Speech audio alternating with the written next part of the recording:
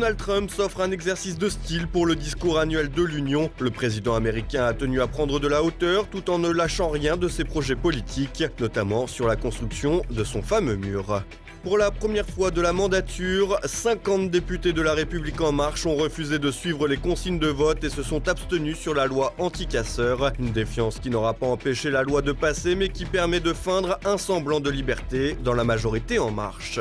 Après une année 2018 catastrophique, Anne Hidalgo abat sa dernière carte, la création d'une police municipale à Paris. Un coup de poker politique à un peu plus d'1 an des municipales, qui pourrait finalement mettre un terme aux ambitions de réélection du maire de la capitale.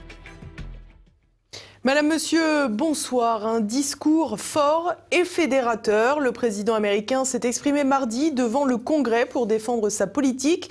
Une intervention remarquée dans laquelle Donald Trump a tenu à prendre de la hauteur tout en maintenant le cap sur ses sujets de prédilection. Olivier Frère-Jacques. C'était un discours très attendu outre-Atlantique et Donald Trump s'en est bien tiré. Le président américain s'est exprimé mardi devant le Congrès pour le discours sur l'état de l'Union. Une intervention annuelle lors de laquelle le président en exercice s'exprime sur la politique générale, l'état du pays et surtout son programme pour l'année à venir. On y retrouve les 435 élus de la Chambre des représentants et les 100 sénateurs ainsi que des invités. Et pour cette année 2019, Donald Trump s'est voulu fédérateur tout en tenant bon sur ses thèmes de prédilection, à savoir notamment son fameux mur anti-migrants. Le président a appelé républicains et démocrates à trouver un compromis sur la question migratoire tout en rappelant sa ligne de conduite sur le sujet, à savoir la défense des classes populaires contre une classe politique, dénonçant l'hypocrisie de ceux qui vivent dans des propriétés protégées par des murs tout en refusant ce droit à leur pays. Une attaque à peine voilée à l'ancien président Obama et sa maison entourée d'un mur de plus de 3 mètres de haut. Plus discret sur le fameux shutdown, le blocage des institutions, pourtant le plus long de l'histoire américaine, Donald Trump a égratigné l'opposition qui tente, selon lui, de le déstabiliser via le canal judiciaire, notamment sur de prétendus soupçons de collusion avec la Russie. Les questions internationales ont d'ailleurs aussi été évoquées. Le président américain appelant à l'unité de son pays pour vaincre ses adversaires de l'étranger et de rappeler la reprise de dialogue historique avec le chef d'État nord-coréen Kim Jong-un, annonçant une réunion prévue avec ce dernier fin février. Côté politique intérieure, Donald Trump a vanté le miracle économique de son pays, dont le chômage atteint un niveau historiquement bas. Montrant toujours son hostilité quant à la réforme de santé de son prédécesseur, il a cependant mis de l'eau dans son vin dans ce domaine, proposant la rénovation des infrastructures de santé, la baisse des coûts de l'assurance maladie et l'investissement d'1 demi-milliard de dollars dans la décennie à venir dans la recherche contre le cancer des enfants. Le pensionnaire de la Maison-Blanche s'est également engagé à instaurer un congé parental payé après une naissance. Enfin, plus étonnant, Donald Trump dit vouloir éliminer le VIH du pays dans les 10 ans. Un engagement qui semble être un signe en direction de l'opposition, cette épidémie concernant majoritairement des minorités qui votent démocrates. Fait marquant de l'intervention présidentielle, Donald Trump est même parvenu à obtenir des applaudissements de l'opposition. Aux États-Unis, le président a su séduire son propre camp tout en ne froissant pas trop son opposition. L'intervention présidentielle a été, comme souvent, l'occasion de réactions parfois caricaturales, mais qui témoignent d'une libération de la parole, notamment dans le camp républicain. It's a tactful choice for the speech to be written as it is, in kind of these short sentences, to where people are allowed to applause and, you know, people get to show their reaction. But I thought it was so genius how it was almost like President Trump was saying, if you're a socialist, could you just remain seated? Et si les républicains ont vu les digues du politiquement correct céder avec l'arrivée de Donald Trump, l'opposition démocrate peine toujours à retrouver un équilibre et un cap. Certains opposants au président n'hésitent plus à délibérément véhiculer des rumeurs pour le moins saugrenues et relayer des informations douteuses. I disagree very heavily with him and his regime, his administration. He lies. He puts children in cages. He's had a lot of secret deals with Russia and he's just completely unfair and he has embarrassed this country. Et les caricatures ne manquent pas côté démocrate, à l'image du groupe de travail sur les femmes qui s'est donné pour code couleur le blanc lors du discours, une référence aux suffragettes, ces femmes qui militaient notamment pour le droit de vote. Un clin d'œil un peu surréaliste, le président Trump n'ayant jamais remis en cause le droit de vote des femmes. Le coup de com' visait surtout à pointer du doigt le caractère jugé sexiste du pensionnaire de la Maison-Blanche. Un coup médiatique qui place une nouvelle fois l'opposition dans une posture pas vraiment constructive et qui témoigne de la stratégie démocrate qui consiste depuis plusieurs décennies à s'intéresser aux problèmes dits des minorités plutôt qu'au bien commun. À moins de 2 ans du prochain scrutin présidentiel, le président américain semble en tout cas résolument entrer en campagne. En dépit de la crise institutionnelle, il a su mobiliser son camp derrière ses thèmes de prédilection tout en marquant des signes d'apparente bonne volonté en direction des démocrates et de leurs électeurs. Une finesse qui tranche avec le style auquel nous avait habitué Donald Trump. Et retour en France à présent avec La République En Marche qui a désormais son lot de rebelles en carton. Mardi, 50 députés de la majorité se sont abstenus lors du vote sur la loi anti-casseurs. Une défiance jamais vue lors de cette mandature, à croire qu'elle était prévue. La République En Marche va-t-elle jusqu'à organiser ses propres désaccords ? Mardi, dans l'hémicycle, 50 députés de la majorité ont refusé de voter en faveur de la loi anti-casseurs et se sont abstenus. Une attitude en désaccord avec les consignes de vote du groupe. En effet, si la loi a tout de même été largement adoptée avec 387 voix, le vote disparate des élus du parti présidentiel est sans précédent. Avec les 50 rebelles, c'est plus de 16% des députés En Marche qui ont donc fait le choix de désobéir aux consignes de vote. Une première. En effet, souvent qualifiés de députés godillots pour leur obéissance et leur servilité vis-à-vis des vœux présidentiels, les élus macroniens laissent désormais entrevoir une véritable faille dans la cohésion du groupe majoritaire de l'Assemblée.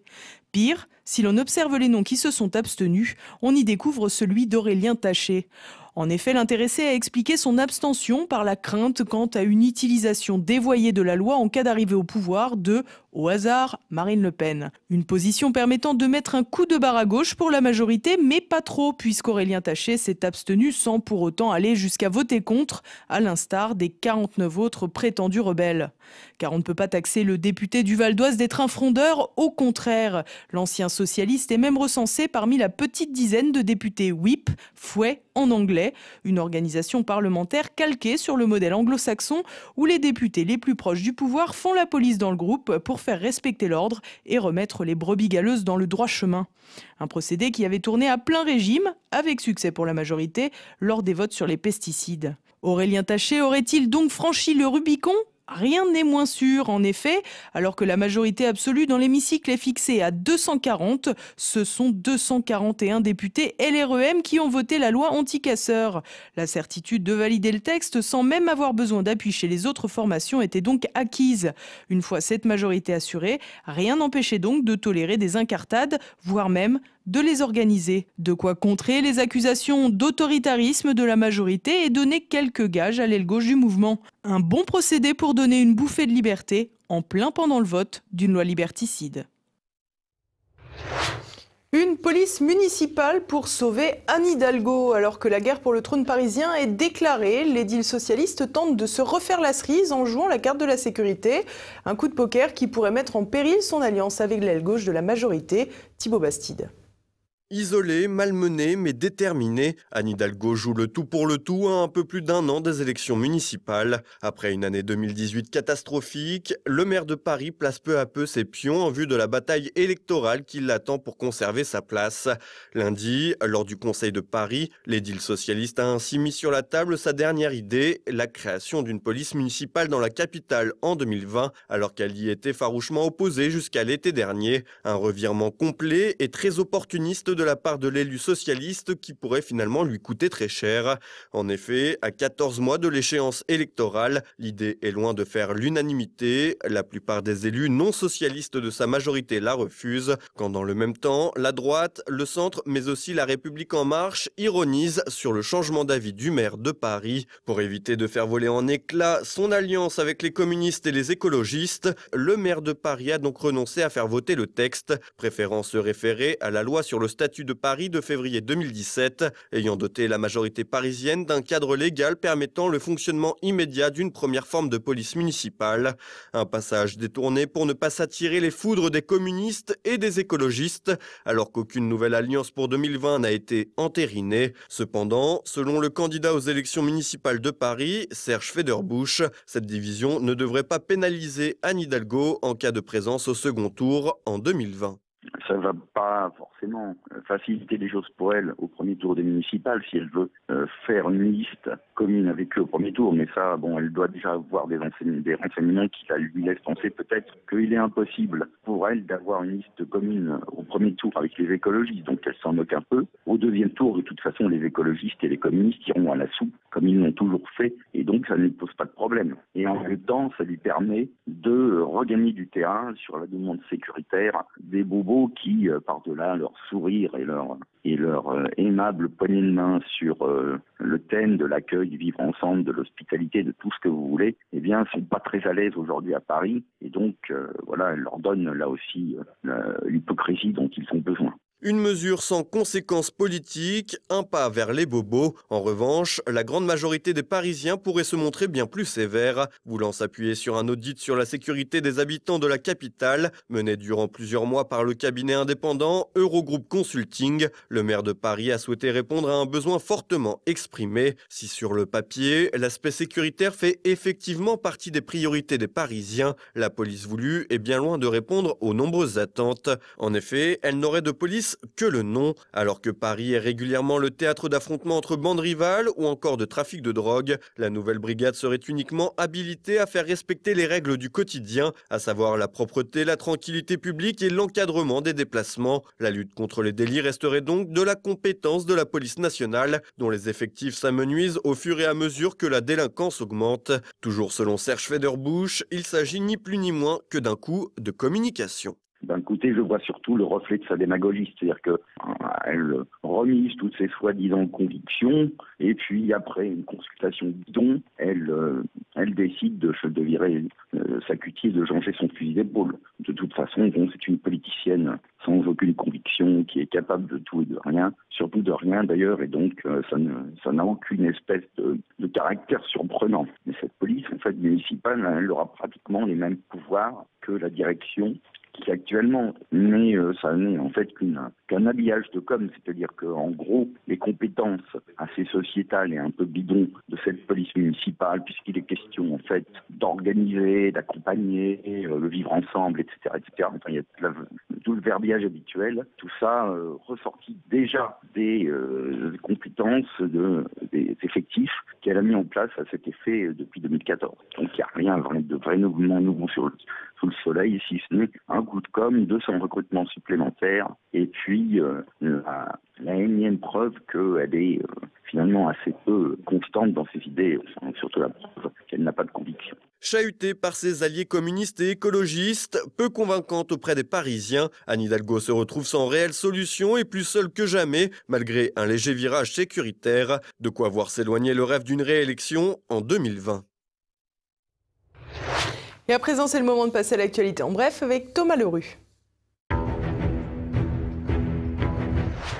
Des clandestins dissimulés dans un camion-citerne alimentaire. Mardi, 16 clandestins ont été repérés alors qu'ils se cachaient au milieu d'un chargement de 18 tonnes de bananes. 6 adultes et 10 enfants originaires d'Irak ont grimpé dans le camion à l'insu du chauffeur routier, espérant rejoindre Calais depuis une aire d'autoroute à proximité de Reims. Au niveau de l'aire de Champignol-les-Mondeville, ils ont été pris en charge par les sapeurs-pompiers qui ont révélé un cas de suspicion de gale. Dans la foulée, les mineurs ont été conduits au centre départemental de l'enfance à Saint-Part-au-Tertre et leurs aînés laissés libres conformément à la décision préfectorale. Les auto-écoles ont le pot d'échappement en feu. Lundi 11 février, les professionnels du secteur manifesteront à Paris leur mécontentement dans la rue suite à l'annonce d'un rapport rédigé par la députée LREM Françoise Dumas qui vise à réformer les conditions d'obtention du permis de conduire. D'après les syndicats de la profession, le rapport signerait l'arrêt de mort des modèles classiques d'auto-école au profit des startups en ligne comme Ornicar ou En Voiture Simone. Aujourd'hui départementale, la formation à la conduite pourrait devenir nationale, ce qui aurait pour conséquence l'augmentation des candidatures via ces plateformes d'enseignement dont la qualité est parfois mise en cause. Le champion européen du ferroviaire ne verra pas le jour. La Commission européenne s'apprête à rejeter, sans doute dès ce mercredi, la fusion entre le groupe Alstom et l'allemand Siemens Mobility. Annoncé en septembre 2017, un consensus s'est déjà opposé contre ce projet de créer un géant européen du train capable de rivaliser avec le mastodonte chinois CRRC. Bruxelles craint toujours que ce mariage ne porte atteinte à la concurrence pour la fourniture de plusieurs types de trains en Europe. Dépité par ce cadeau fait à la Chine, le gouvernement français envisage désormais de se coordonner avec son homologue allemand pour changer les règles de la concurrence européenne, jugées absurdes par le ministre français des Affaires européennes, Nathalie Loiseau. Duel herculéen dans un décor de western. Lundi, dans le parc du Colorado aux États-Unis, un homme qui courait seul sur la chaîne des Rocky Mountains a été sauvagement attaqué par un jeune puma de 36 kg. Le jogger, qui n'a pas été identifié, est parvenu à étouffer l'animal à main nue. Blessé au visage et au poignet, il a été hospitalisé après l'attaque. Un exploit rare d'après le service des parcs et de la faune du Colorado, puisque moins de 20 personnes ont été tuées par un puma aux États-Unis au cours de ces 100 dernières années. Les bouddhistes célèbrent la nouvelle année lunaire. Malgré les températures glaciales avoisinant les moins 40 degrés, des bouddhistes russes, dont la majorité vit en Sibérie et notamment à Olan-Udé en Boryati, célèbrent le nouvel an lunaire par des incantations et des vœux, parfois malmenés par les autorités soviétiques. Les monastères bouddhistes de Russie existent toujours et le pays à majorité orthodoxe compterait aujourd'hui environ 1 million de bouddhistes. Un passager de plus dans le dino-train. Lundi, une nouvelle espèce de dinosaure a été découverte en Patagonie, dans le sud de l'Argentine, où les découvertes de dinosaures sont fréquentes. Baptisé Bajadasaurus pronuxpinax, de la famille des Dicraeosaurides, ce dinosaure herbivore doté d'épines le long de la colonne vertébrale vivait dans la région il y a 140 millions d'années. Les paléontologues pensent que ces épines, extrêmement longues, fines et pointues, servaient à dissuader de possibles prédateurs. L'animal préhistorique est désormais exposé au centre culturel de la science à Buenos Aires. Après 8 jours d'épreuve, c'est la fin du rallye historique de Monte-Carlo, une compétition où les amateurs d'automobiles anciennes du monde entier se retrouvent. Organisée par l'Automobile Club de Monaco depuis 1898, elle est réservée aux véhicules d'époque et reprend les itinéraires et l'esprit des rallyes des années 50-70. Cette course remporte chaque année un grand succès autour de l'amour du sport auto, de la collection et de la convivialité. On l'a fini, avec plein de mal, mais bon, on l'a fini quand même. Mais on va faire pareil, on va revenir. On retrouve exactement la même ambiance. Et ça, c'est vraiment un peu, ça ressemble au paradis, un petit peu. Nous venons d'Allemagne. Oui. Et ça, c'est Kurt. C'est le nom de la voiture. C'est une Ford Escort RS 2000. Et nous sommes maintenant la 11e fois ici.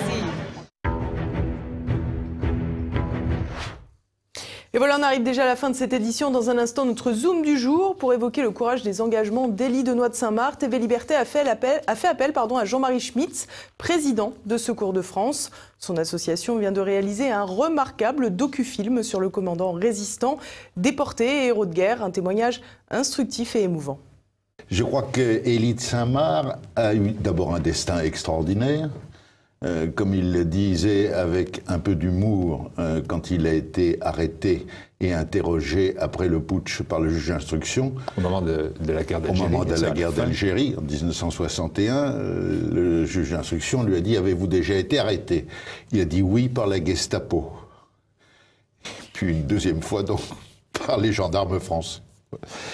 Et Élie de Saint-Marc a donc une vie extraordinaire, un témoignage, car c'est un homme qui n'a pas seulement fait des choses, c'est un homme qui a réfléchi sur les expériences qu'il a vécues. Et puis ce soir, vous avez également rendez-vous avec Perles de Culture. L'équipe cinéma vous conseille l'incroyable histoire du facteur cheval, Double Vie, Green Book, Colette et La dernière folie de Claire Darling. On apprend ensuite à regarder un tableau avec Sophie Rouberti, puis François Joncker nous offre un portrait flamboyant de Robert Brasillac. Et puis tout de suite, retrouvez La France de Campagnol avec Christian Combaz et Mes libertés politiques avec François Billot-Lochner. C'est à présent de la fin de cette édition. Merci pour votre fidélité. À demain. Bonsoir.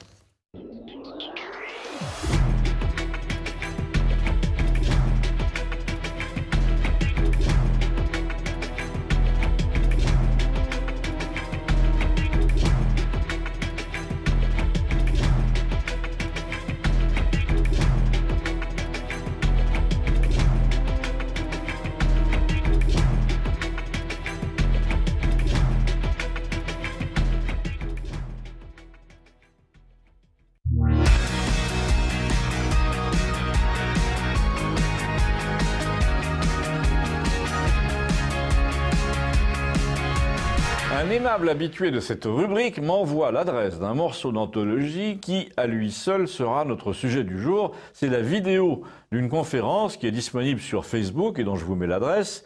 Il y en a une comparable sur YouTube d'ailleurs. On voit là-dedans une poignée de scientifiques qui s'expriment sous l'égide de 3 écoles prestigieuses, Polytechnique, Centrale et l'École nationale supérieure sciences de Saclay, sur la façon dont l'humanité non seulement va évoluer, mais doit évoluer selon eux.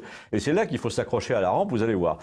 On peut parler d'un véritable orange mécanique de l'intelligence. Vous allez vous demander si c'est vraiment scandaleux ce qu'ils disent. Pourquoi le mettent-ils sur YouTube? Eh bien parce qu'ils y sont incités, encouragés par leur président, par notre président Macron. Ils sont en train de perdre toute inhibition à ce sujet, à son exemple. Et pour une fois, je vais vous citer un personnage en particulier, avec son vrai nom, puisqu'il se répand publiquement sur le thème qui nous occupe. Il s'agit d'un certain Laurent Alexandre, docteur en médecine, Sciences Po, ENA, HEC. Je suis sûr qu'en plus, il joue de la flûte à bec dans un orchestre symphonique et qu'il est classé au tennis. Bref, un type qui débarque sur les estrades des amphithéâtres de toute la communauté scientifique et estudiantine à l'ouest de Paris pour nous faire son Macron de la connaissance, en quelque sorte. Vous allez me dire, mais qu'est-ce qui vous prend de vous attaquer comme ça à un scientifique qui serait tombé du mauvais côté de la force? Vous sortez de votre registre campagnolesque, là. Non, non, c'est lui qui est sorti du bois pour s'attaquer publiquement à la France de Campagnol, vous allez voir. Et nous dire qu'à travers les Gilets jaunes, je cite, elle, cette France-là, constitue la première manifestation de la guerre entre les winners et les losers et que ce n'est pas un phénomène passager. Je cite encore, moi j'adore les gilets jaunes, mais je ne pense pas que ce sont les gilets jaunes qui vont gérer la complexité du monde qui vient. Je suis un horrible élitiste peut-être, mais le monde complexe de demain ne peut pas être géré géré que par les intellectuels et non par des groupes populistes. Et là, rappelons qu'il s'adresse à des étudiants des écoles scientifiques, pas de manière condescendante, mais de manière complice. Comme Emmanuel Macron, plus ou moins en bras de chemise, à l'avant-scène, il leur dit « c'est vous qui aurez à gérer cette complexité ». Et là, il leur explique que, entre guillemets toujours, le nouveau capitalisme est un capitalisme cognitif, où les plus malins, les plus renseignés seront les maîtres et les plus riches. Il leur dit, vous pouvez vérifier, je vous mets en lien sur YouTube, vous allez vivre un âge d'or. Bon, j'arrête là la citation qui est trop cynique, et je vous résume un peu. D'abord, quand il parle de l'âge d'or, il ne fait pas allusion visiblement à celui de l'expression écrite et verbale, à la rhétorique, au sens du langage, parce qu'en dépit de sa cascade de compétences brevetées par l'université, il vous raconte qu'il écrit en ce moment un bouquin sur les risques que l'intelligence artificielle font peser à la démocratie, ce qui fait quand même 2 fautes de français dans la même phrase, parce que c'est l'intelligence qui fait peser et non font, et surtout pas à la démocratie, car on ne fait pas peser un risque à quelque chose, mais sûr. Mais passons. En revanche, on peut s'attarder sur la conclusion, car elle ne comporte pas seulement une autre faute de français, elle comporte une leçon, et nous sommes là pour tirer la leçon. Il nous dit littéralement, la crise des Gilets jaunes est là pour 100 ans, et c'est vous qui la résolverez. Résolverez, d'accord. C'est ça. Eh bien, pour ma part, je vous dis, à vous qui n'êtes pas élève de Polytechnique, la crise des nouveaux barbares, vous aurez à l'affronter car ils sont visiblement déjà parmi vous. Ils parlent un français de crétin, il y en a même parmi vos professeurs, et c'est vous qui lui serez confrontés. Vous lui donnerez une solution précise, raffinée, sensible, dans le respect de la langue de vos pères, de la culture de vos pères, de l'éthique de base, qui interdit de sculpter l'ADN et qui préfère sculpter la pierre ou le langage. Voilà ce que vous aurez à faire, parce que lorsque vous lisez attentivement le discours du monsieur, il vous dit de manière très claire qu'il faut gérer la transition, soit exactement le même vocabulaire qu'Emmanuel Macron. Donc il n'évoque pas, même pas du bout des lèvres, la possibilité d'un moratoire imposé par les 9/10 de la population mondiale sur l'apparition de la négation totale de l'humain, sur la naissance de l'homme transhumain, de l'homme machine, de l'homme orange mécanique. Non, pour lui c'est une chose acquise, on y va tout droit. Et le contre-type de l'humanité souhaitable, de l'humanité macronienne, ce sont dans sa bouche les gilets jaunes. C'est-à-dire une humanité brouillonne qui a le mauvais goût de dire « ça fait mal », alors qu'on s'épuise à lui expliquer que c'est pour son bien. Ah, j'allais oublier, mais c'est mieux de citer ça en conclusion. Dans son raisonnement, notre monsieur l'a dit clairement à cette belle jeunesse polytechnicienne et centralienne, « Notre problème est que nous sommes immatures. Nos violences et nos passions sont toujours là. » Ce qui veut dire, et là c'est moi qui parle, que dans le monde idéal qu'il entrevoit, il n'y aura ni violence, ni passion, et que l'humanité deviendra mûre, puisqu'en ce moment elle est immature. Donc on est bien dans le schéma d'Orange Mécanique, vous savez, ce livre assez intelligent des années 60 qui montrait que si vous trafiquez l'âme humaine pour qu'elle n'ait plus ni violence ni passion, vous lui enlevez aussi le goût pour la musique de Beethoven, entre autres. Mais aussi, à travers l'ADN, modifié sur catalogue avant la naissance, vous ne supprimez pas seulement l'apparition de la bronchite chronique ou l'expression du gène de l'homosexualité chez Marcel Proust, non, vous supprimez aussi son œuvre. Nous sommes donc une poignée à préférer l'œuvre de Marcel Proust à la guérison de sa bronchite congénitale. Abonnez-vous, merci.